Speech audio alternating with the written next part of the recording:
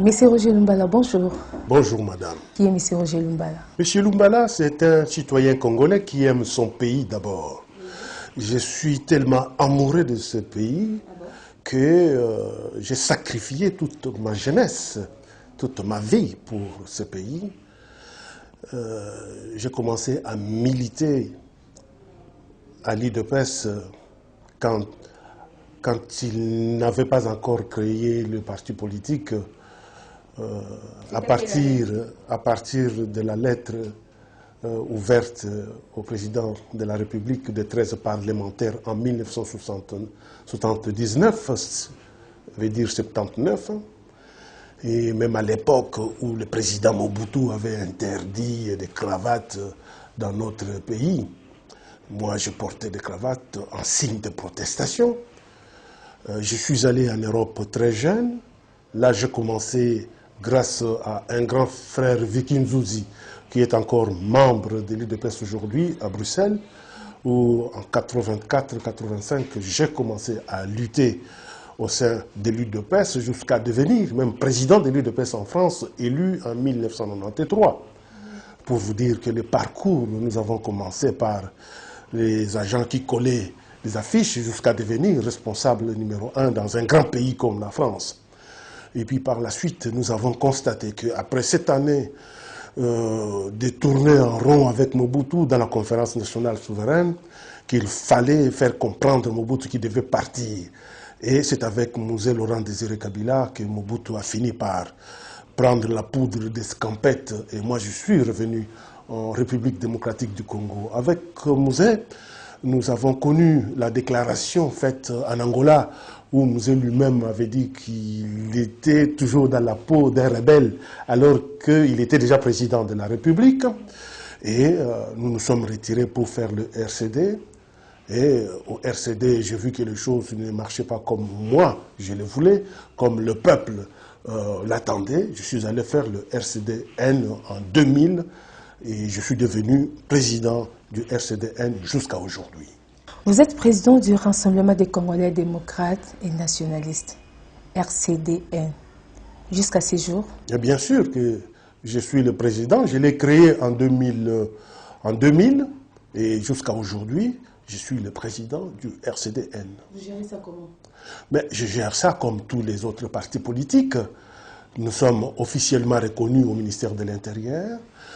Sur toutes les listes publiées par la commission électorale pour l'organisation des élections, nous sommes sur ces listes-là.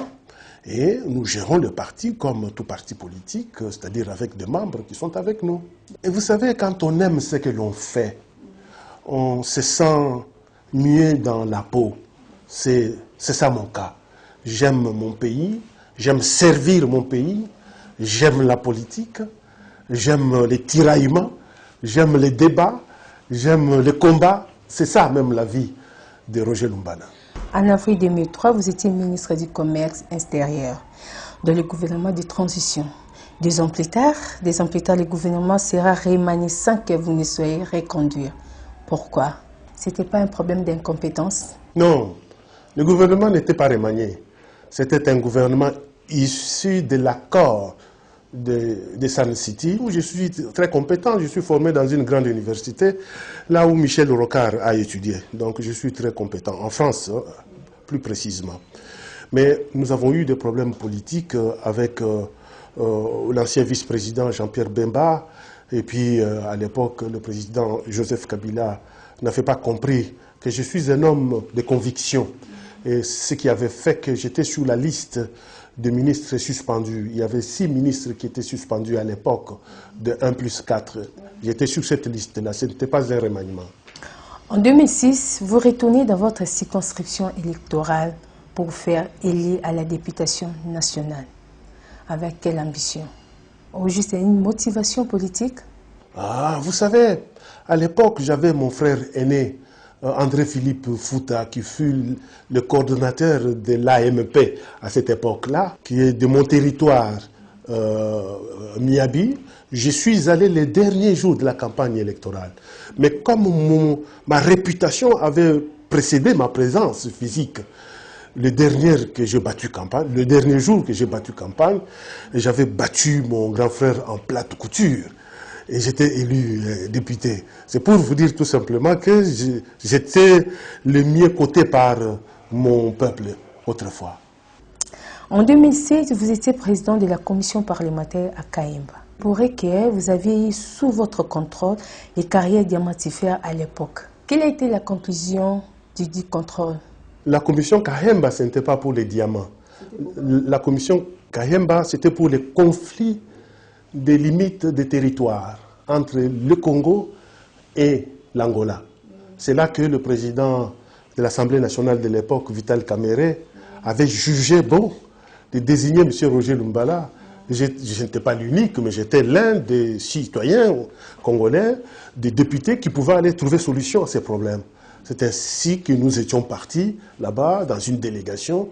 La commission d'ailleurs qui a porté mon nom, la commission Lumbala, était la commission qui avait réglé le problème des conflits de frontières avec l'Angola. Et nous avons réglé ces problèmes-là. Vous étiez encore président de la commission parlementaire des députés au Bakanga Nabalibane en 2008. En assumant toutes ces fonctions, qu'est-ce que le pays a bénéficié de vous? Le pays a bénéficié de moi, de la vérité. Je suis un homme qui dit la vérité. Même si elle me blesse, mais je dis quand même la vérité. C'est ça peut-être mon défaut. Autrefois, nous avions parlé de séquestration. Vous voulez parler de séquestration des députés. Il y avait deux députés. C'était le député Jekoko Mulumba et le député Francis Kalomba à l'époque.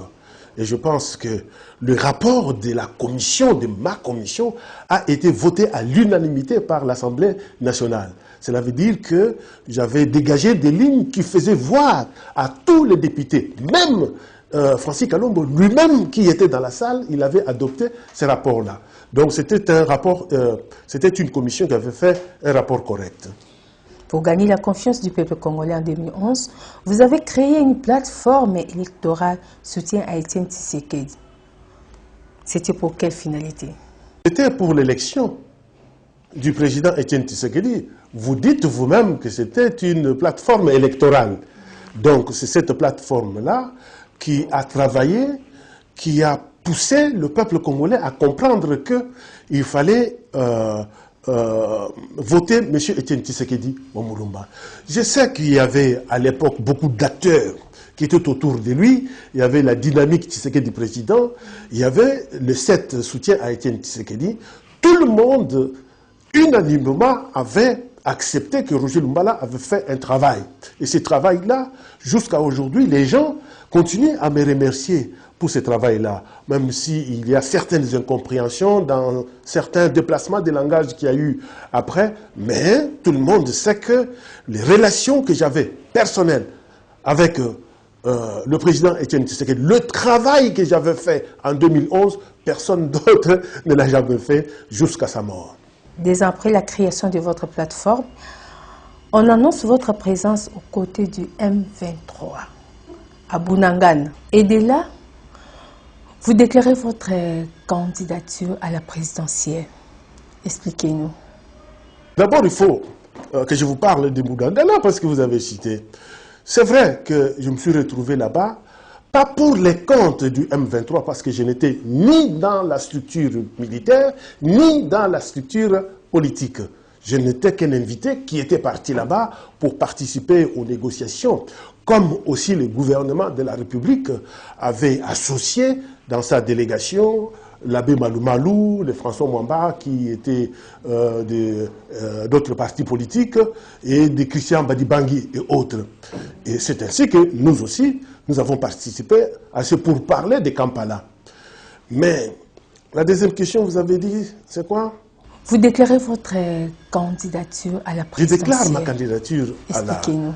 à l'élection présidentielle. Tout simplement parce que je me sens dans l'obligation de servir mon peuple. Mais je dis, on ne peut faire un travail que lorsqu'on a le moyen, lorsqu'on a l'argent. Quand on n'a pas l'argent, on ne peut pas réaliser tous les grands projets que nous avons dans notre pays. On n'a pas d'argent dans notre pays? Non, je n'ai pas dit ça. On n'est pas à mesure de mobiliser l'argent dans notre pays. Je vous donnerai un exemple. Il y a ce qui concerne l'eau.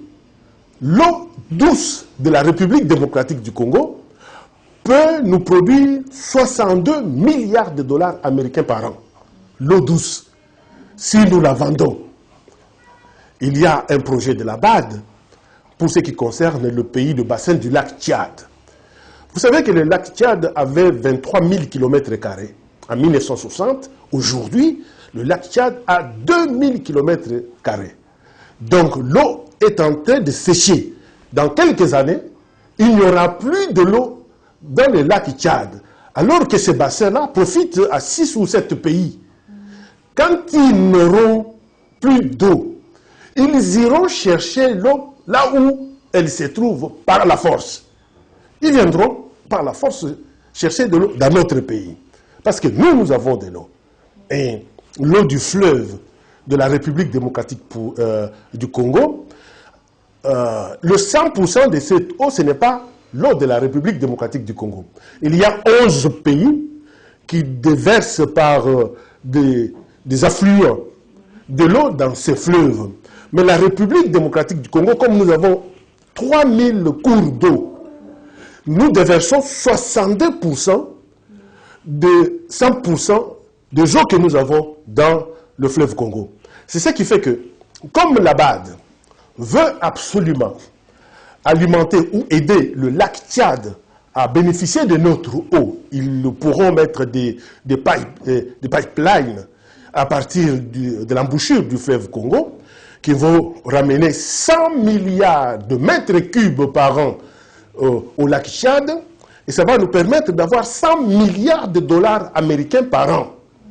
Et la République démocratique du Congo va bénéficier de 62 milliards de dollars américains. Madame, au moment où moi et vous nous parlons, au moment, je ne sais pas en quelle année vous êtes né, on ne demande pas l'âge d'une dame, mais depuis la conférence de Berlin, madame, depuis que nous avons cet espace comme territoire de notre pays, il y a de l'eau qui se déverse, de l'eau douce dont l'humanité a besoin, se déverse dans l'océan. Pourquoi ne pas donner cette eau? En échange, nous aurons 62 milliards de dollars américains par an. À partir de ce moment-là, nous pouvons discuter avec d'autres pays. D'après les marques de votre profil, êtes-vous fier de vous? Je suis fier d'abord de moi-même. Vous savez, lorsque vous n'êtes pas l'enfant d'un ministre, vous n'êtes pas l'enfant d'un chef d'entreprise, vous n'êtes pas l'enfant d'un homme riche, et que aujourd'hui on vous appelle Roger Lumbala, quand vous passez dans la rue, les gens vous admirent. Il y en a toujours ceux-là qui vous insultent, il y en a d'autres qui vous saluent avec gentillesse, avec politesse, avec reconnaissance de ce que vous avez fait. C'est déjà beaucoup de se réjouir et d'être fier de soi-même, surtout d'être congolais. Quelles sont vos ambitions d'avenir? Mes ambitions, c'est de servir le peuple congolais. Dans quel coin? Non, ça dépend. Vous savez, moi j'ai eu la chance de connaître une civilisation, une culture politique où un ministre est maire, c'est-à-dire bourgmestre d'une commune. Il est ministre, il est bourgmestre. Il est député, il est bourgmestre. Parce que pour nous, aujourd'hui, dans ma philosophie politique de la démocratie, on ne peut bien faire la politique que lorsque on est bien avec sa base. Sa base, pour moi, je vois les territoires et les communes. C'est pourquoi nous n'allons pas réussir en vouloir changer des choses si nous ne commençons pas par donner au territoire tous les moyens d'un État. de l'existence de l'État, nos territoires comme nos communes doivent être gérés comme les mini-États. Parce qu'un territoire doit devenir un agent économique.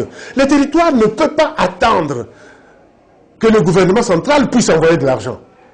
La commune ne peut pas attendre. La commune doit produire. Le territoire doit produire.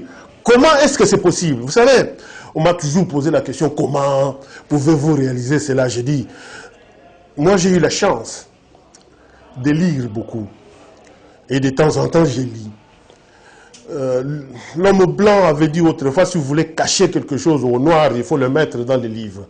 Il y a la richesse des nations d'Adam Smith, qui a dit comment les pays ont multiplié leurs richesses. C'est dans l'agriculture, tout simplement. Et aujourd'hui, nous importons du riz, l'huile, même l'huile de palme, nous importons. Nous importons tous les produits de première nécessité.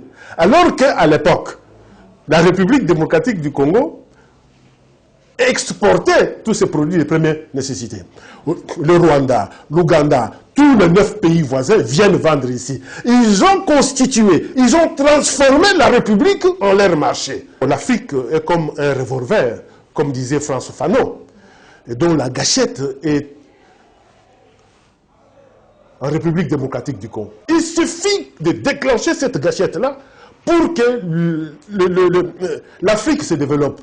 C'est pourquoi nous nous disons qu'il y a possibilité de pouvoir changer de choses, commencer par l'agriculture, territoire par territoire. Madame, j'ai eu la chance d'aller presque dans toutes les provinces. Toutes les provinces ont la vocation agricole. Mais vous verrez qu'ils font l'agriculture. Il y a une maman qui se réveille le matin et qui regroupe 10 mamans, ils vont l'aider à faire 1 hectare pendant 1 mois. Et nous disons que c'est ça l'agriculture. Non, ce n'est pas l'agriculture. Et la réussite, c'est quoi pour vous? La réussite, c'est comme quand on parle du développement. Le développement, c'est quoi? C'est l'évolution positive. La réussite, c'est quoi? Par exemple, tel que l'a dit le chef de l'État, le président Félix Antoine Tshilombo Tshisekedi, la gratuité de l'enseignement primaire. Parce que ça va soulager les parents. La réussite, c'est quoi? Quand on va à l'école, on a 60% réellement. Quand on va dans un autre pays, on est considéré parce qu'on a un diplôme congolais. Qu'est-ce que le peuple congolais peut retenir de vous et un petit conseil au peuple qui nous suit en ce moment? Le peuple congolais doit retenir de M.